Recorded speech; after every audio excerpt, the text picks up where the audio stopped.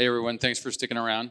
I'm going to talk about two things today. I'm going to talk about Fluence, which is a cloudless compute platform and what that is, and then I'm going to talk about token economics and how they work.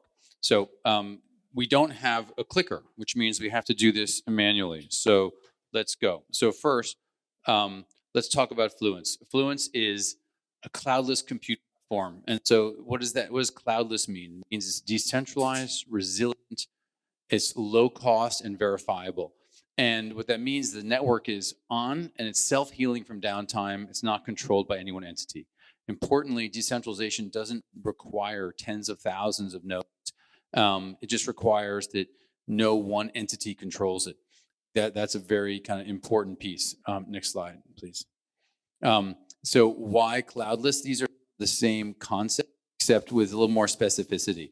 So the cost is about 80% less than clouds. It's verifiable, and so you can verify that your compute was performed, and you can also choose green energy if you want, which is not available in traditional data centers. Next. And why does it matter? It matters because right now, all compute, or almost all compute, I'm talking about CPU compute right here, happens in the cloud. Basically, 60 to 70% is hosted by the top three platforms. And the service is pretty good overall, but it comes at a price. And that the price is hard to leave, and you can be deplatformed easily, and these closed ecosystems are not really conducive to innovation. And in fact, a lot of Web3 relies on the centralized cloud. So the hidden little secret here of the world we live in is that most applications actually use cloud compute. This is outside of the compute of smart contracts. So smart contracts, DeFi, obviously generally decentralized, except that a lot of blockchain nodes also run compute in the cloud. So if we want to get away from cloud, you need decentralized compute. Next, please. And so that's why cloudless wins.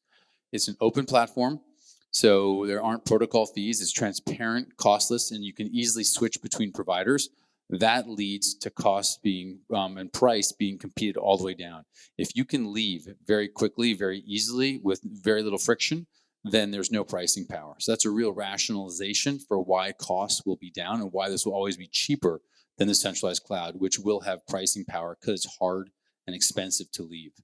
And that facilitates innovation because it's an open platform. So you can build and share and not be cut off. Next slide. And that's why we think it's the next generation of compute. From mainframes, we started off in mainframes, we went to the cloud, and now we think cloudless is the future, whether it's Fluence or others. Next, please. And so let's talk token economics. Why is DePIN different? It's different because DeFi can live in their own closed ecosystems.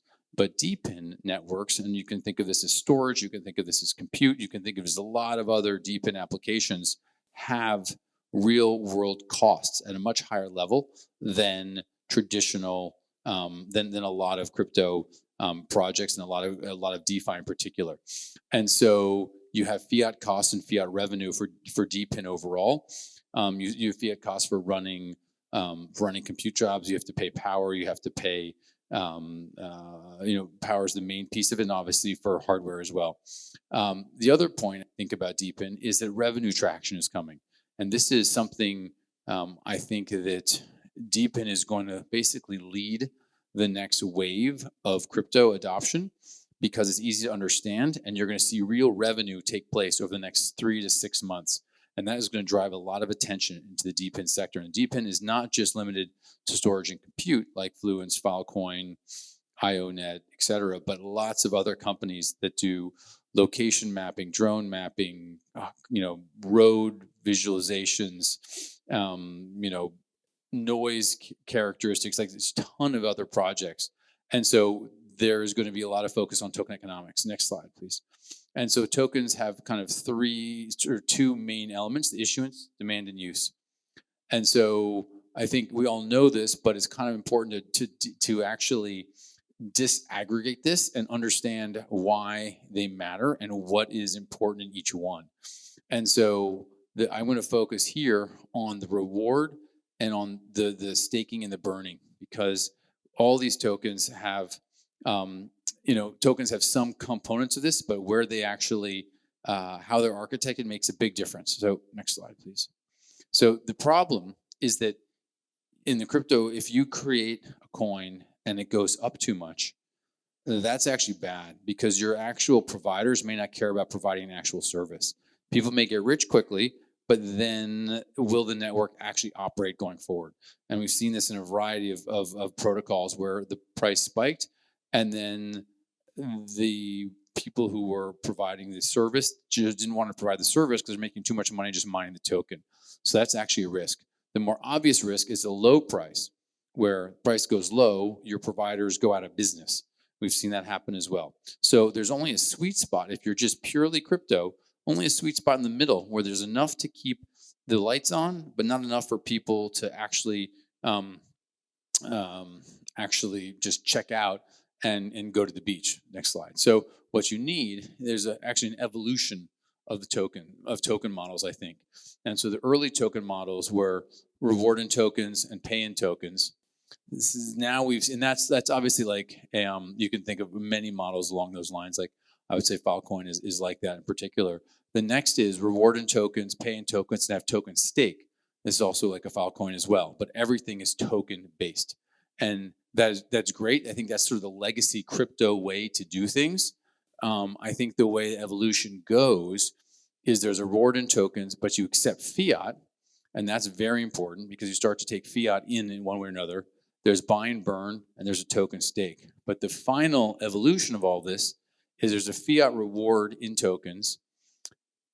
It's a fiat reward, right? So the reward is priced in fiat, but it's delivered in tokens. It's also accept fiat. You buy and burn, and a fiat-based stake, where stake is composed in fiat, but it's token in the native token. And those allow a variety of pretty compelling attributes. So next slide, please.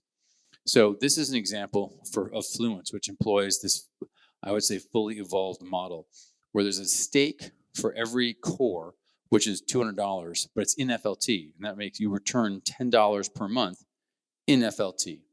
And that's basically a $120 reward shared between the staker and the provider every month per core. And to show how this scales, one data center would need $300 million of FLT stake. And if you add in compute, that leads to a massive demand for the token because you cannot turn that compute on without that amount of stake.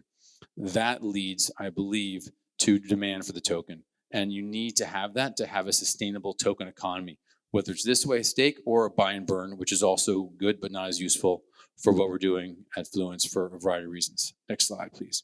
And so that's why we think Fluence is the open alternative.